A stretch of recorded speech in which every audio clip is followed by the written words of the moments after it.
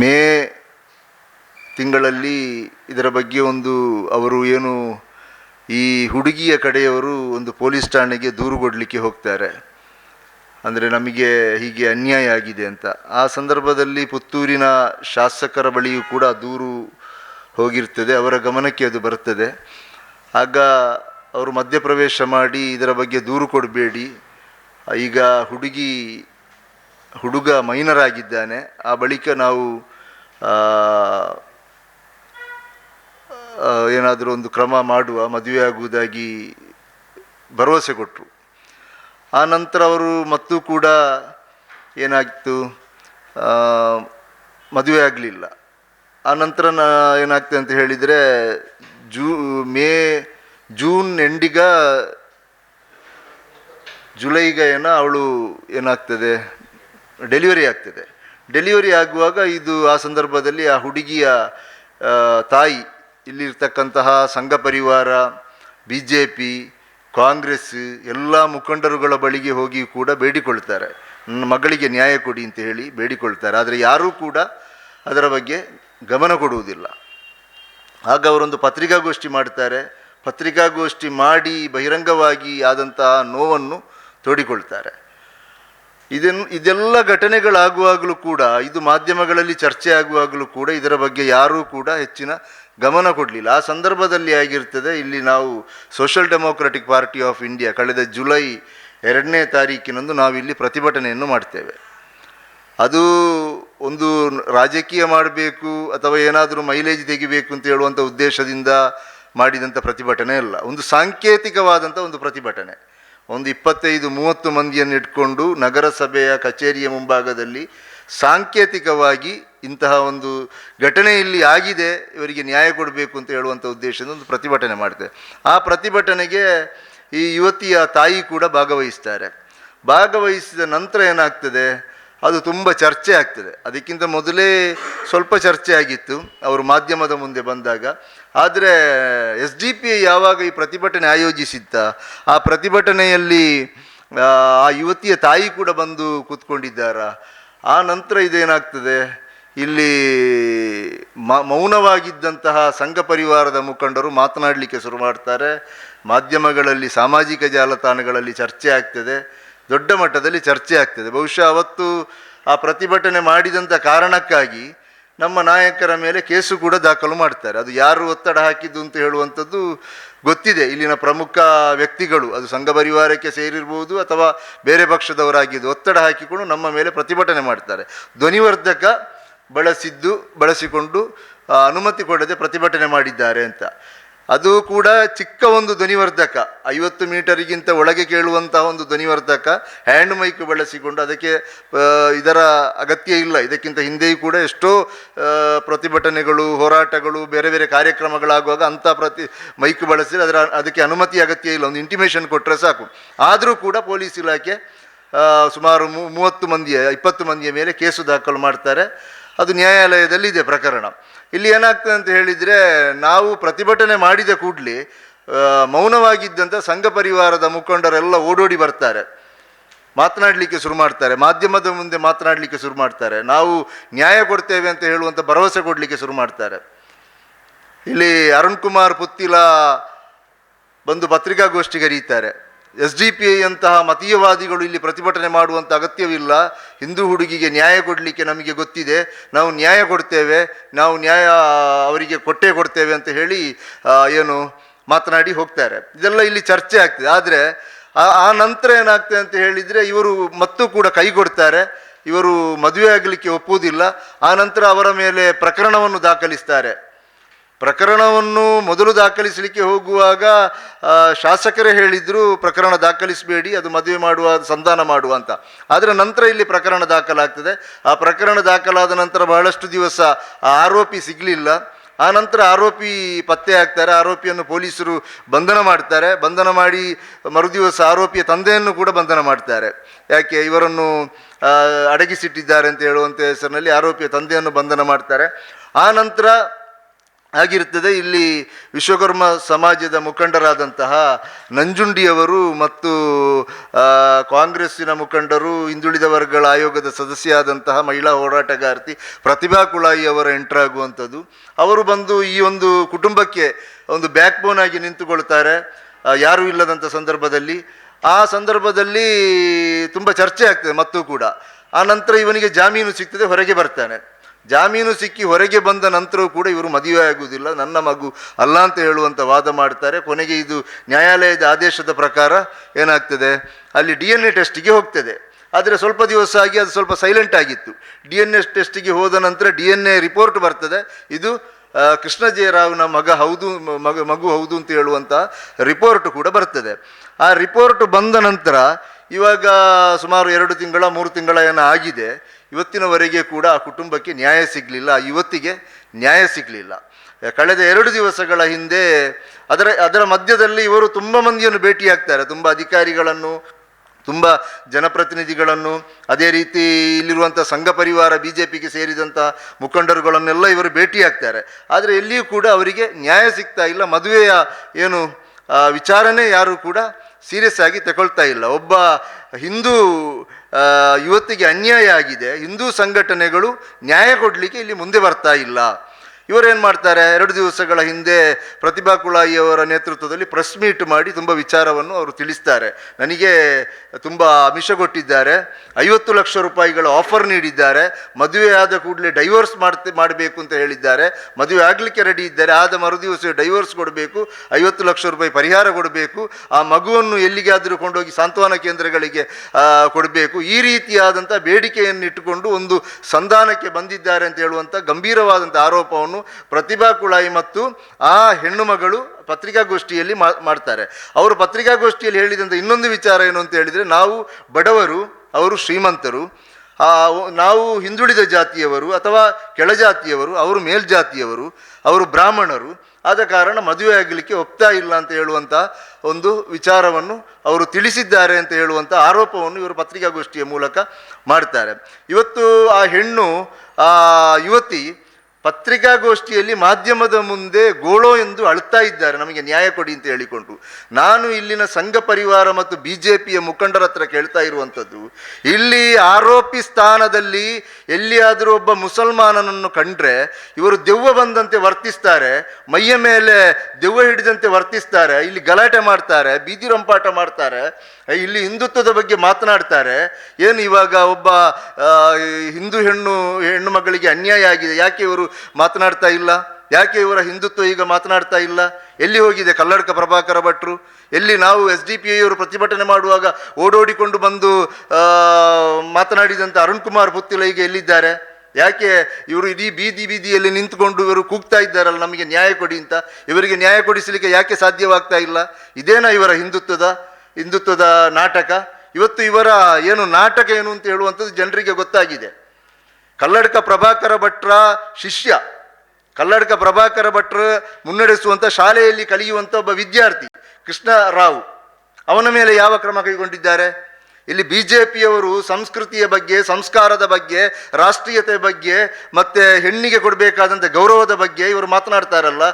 ಆ BJP ಪಕ್ಷದಿಂದ ಈ ಹುಡುಗನ ತಂದೆಯನ್ನು ಉಚ್ಚಾಟಿಸಲಿಕ್ಕೆ ಒತ್ತಡ ಬಂದ ನಂತರ 6 ತಿಂಗಳು ಕಳೆದ ನಂತರ ಆಗಿರ್ತದೆ ಇವರು ಉಚ್ಚಾಟನೆ ಮಾಡಿದ್ದು. ಇವತ್ತು ಈ ದಕ್ಷಿಣ ಕನ್ನಡ ಜಿಲ್ಲೆಯಲ್ಲಿ ಸಂಘ ಪರಿವಾರ ನಡೆಸುವಂಥ ಶಾಲೆ ವಿವೇಕಾನಂದ ಕಾಲೇಜು, ಅವರು ಸಂಸ್ಕೃತಿಯ ಪಾಠ ಮಾಡ್ತೇವೆ, ರಾಷ್ಟ್ರೀಯತೆಯನ್ನು ಕಲಿಸ್ತೇವೆ ಈ ಶಾಲೆಯಲ್ಲಿ ರಾಷ್ಟ್ರಭಕ್ತಿಯನ್ನು ನಾವು ಕಲಿಸುವಂಥದ್ದು. ವಿವೇಕಾನಂದ ವಿದ್ಯಾವರ್ತಕ ಸಂಘ ಅಂತ ಹೇಳುವಂಥ ಅದರ ಅಂಡರಲ್ಲಿರುವಂಥ ಶಾಲೆಯಲ್ಲಿ ಯಾಕೆ ಇಲ್ಲಿ ಅವರಿಗೆ ಈ ಸಂಸ್ಕೃತಿ ಇದೇನಾ ಕಲಿಸುವಂಥದ್ದು?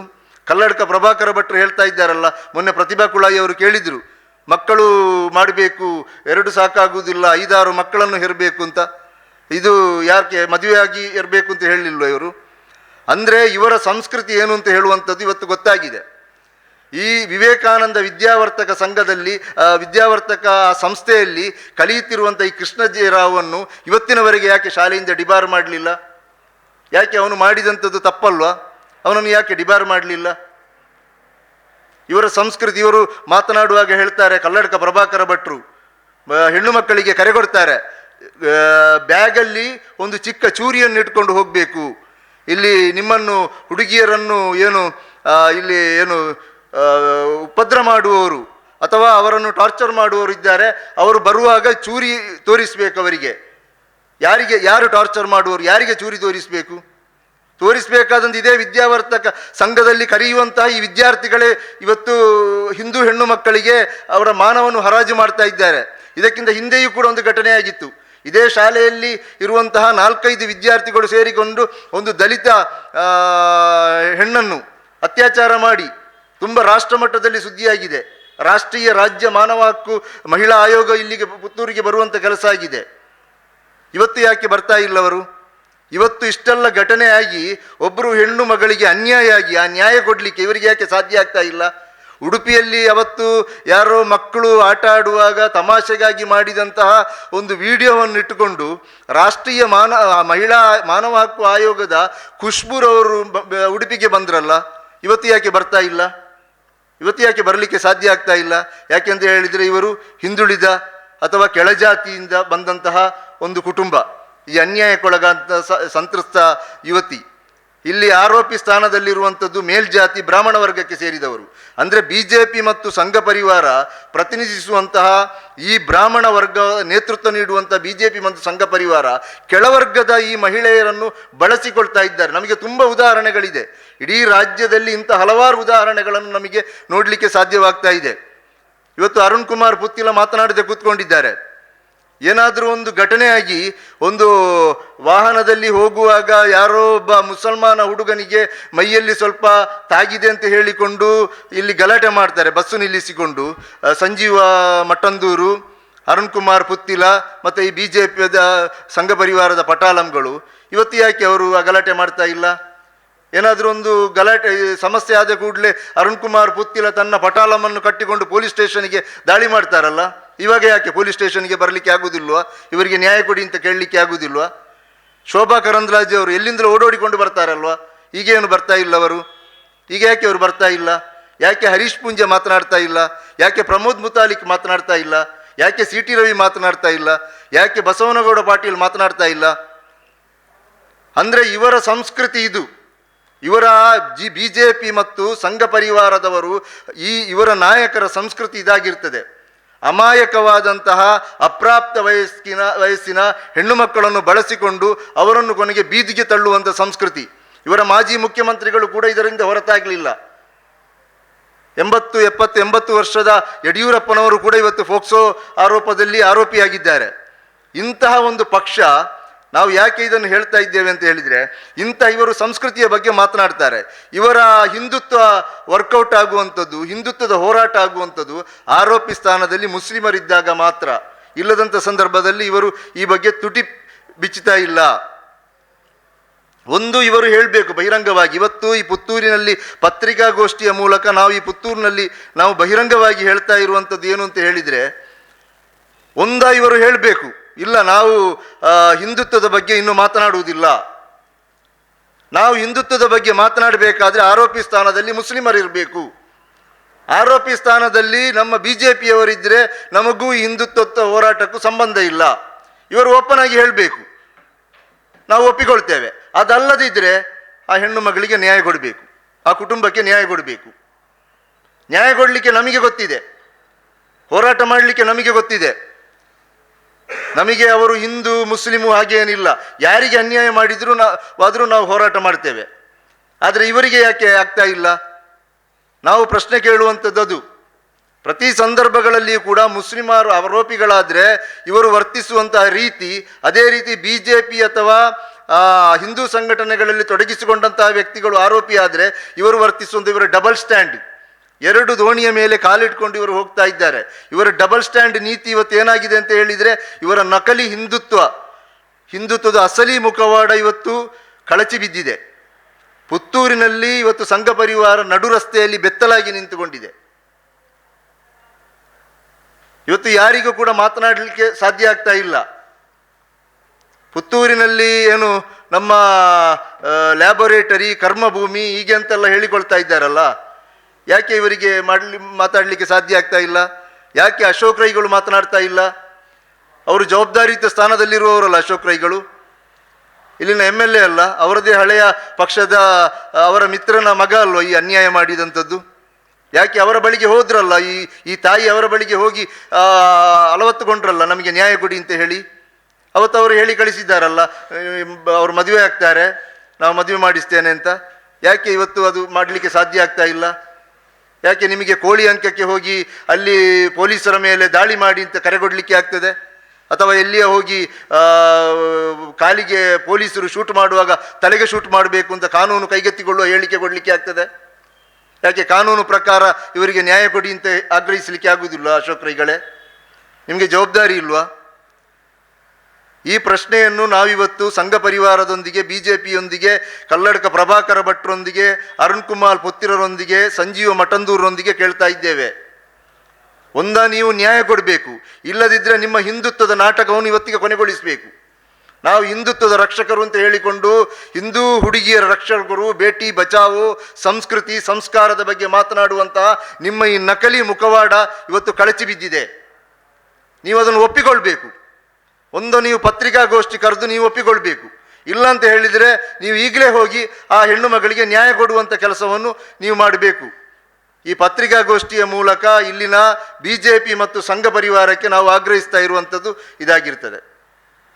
ಘಟನೆ ನಡೆದಾಗ ಯಾರು ಆ ಕುಟುಂಬದ ಜೊತೆ ನಿಲ್ಲದೆ ಇದ್ದ ಸಂದರ್ಭದಲ್ಲಿ ಆಗಿರ್ತದೆ, social democratic party of India ಈ ಒಂದು ಹೋರಾಟವನ್ನು ಕೈಗೆತ್ತಿಕೊಂಡು ನಾವು ಜುಲೈ 2ರಂದು ನಾವು ಪ್ರತಿಭಟಿಸ್ತೇವೆ.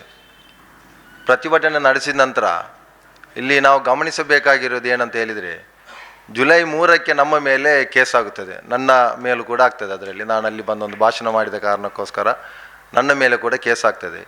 ಜುಲೈ 4ರಂದು ಆಗಿರ್ತದೆ ಕೃಷ್ಣ ಜೇರಾವರನ್ನು ಮೈಸೂರಿನಿಂದ ಅರೆಸ್ಟ್ ಮಾಡುವಂಥದ್ದು. ಅಂದರೆ ನಮ್ಮ ಮೇಲೆ ಕೇಸಾದ ಕೂಡಲೇ ಅದೊಂದು ಬ್ಯಾಲೆನ್ಸಿಂಗೋಸ್ಕರ ನಮ್ಮ ಮೇಲೆ ಕೇಸ್ ನಡೆಸಿ ಅವನನ್ನು, ಇಲ್ಲದಿದ್ದರೆ ಅವನನ್ನು ಅರೆಸ್ಟ್ ಮಾಡಿದರೆ ಇಲ್ಲಿ ಒತ್ತಡ ಬೀಳ್ಬೋದು, ಇಲ್ಲಿ ನಮಗೆ ಇಲ್ಲಿ ಏನು ನಮ್ಮ ಒಂದು ಅಧಿಕಾರ ಇದಾಗಲಿಕ್ಕಿಲ್ಲ ಅಂತ ಹೇಳಿಕೊಂಡು ನಮ್ಮ ಮೇಲೆ ಕೇಸ್ ಹಾಕಿಕೊಂಡಾಗಿರ್ತದೆ. ಅವನನ್ನು ಕೂಡ ಅರೆಸ್ಟ್ ಮಾಡಿರುವಂಥದ್ದು. ಒಬ್ಬ ಶಾಲಾ ವಿದ್ಯಾರ್ಥಿಯನ್ನೇ ಅರೆಸ್ಟ್ ಮಾಡಲಿಕ್ಕೆ ಇಷ್ಟು ದಿವಸ ಬೇಕಾಗಿದೆ ನಮ್ಮ ಇಲ್ಲಿಯ ವ್ಯವಸ್ಥೆಗೆ. ಮತ್ತು ಇಲ್ಲಿ ನಾವು ಇನ್ನೊಂದು ನೋಡಬೇಕಾಗಿರೋದು ಏನಂತ ಹೇಳಿದರೆ, ಈ ಕುಟುಂಬದ ಜೊತೆ ಯಾರು ಇಲ್ಲದಾಗ ನಾವು ನಿಂತಿದ್ದೆವು. ನಾವು ನಿಂತ ನಂತರ ಎಲ್ಲರೂ ಹೋಗಿದ್ದಾರೆ, ಈಗ ಪುನಃ ಯಾರಿಲ್ಲ. ಮೊನ್ನೆ ಅವರೇ ಹೇಳಿದರು, ಪಾಪ ಯಾರು ಬರ್ತಾ ಇಲ್ಲ, ಈಗ ನಾನು ಏಕಾಂಗಿ ಆಗಿದ್ದೇನೆ, ನನ್ನ ಜೊತೆ ಈಗ ಒಂದಿಬ್ಬರು ಬಿಟ್ಟರೆ ಬೇರೆ ಯಾರು ಬರ್ತಾ ಇಲ್ಲ ಅಂತೇಳಿ ನಾವು ಕೂಡ ಕಾದು ಕೂಲಿತೆವು. ಯಾರಾದರೂ ನ್ಯಾಯ ಕೊಡ್ತಾರಾ, ಏನು ಮಾಡ್ತಾರ? ನಾವು ಹೋದರೆ ಸಮಸ್ಯೆ ಇದೆಯಲ್ಲ, ನಾವು ಹೋಗೋದು ಬೇಡ, ಅವರಿಗೆ ನ್ಯಾಯ ಬೇಕಾಗಿದೆ. ನಾವು ರಾಜಕೀಯ ಮಾಡೋಕ್ಕೋಸ್ಕರ ನಮ್ಮ ಜಿಲ್ಲಾಧ್ಯಕ್ಷ ಹೇಳಿದರು, ನಾವು ರಾಜಕೀಯಕ್ಕೋಸ್ಕರ ನಾವು ಪ್ರತಿಭಟಿಸುವುದಲ್ಲ, ಅಲ್ಲಿ ಅವರಿಗೆ ನ್ಯಾಯ ಬೇಕಾಗಿದೆ. ಇವತ್ತಿಗೆ ನ್ಯಾಯ ಬೇಕಾಗಿದೆ.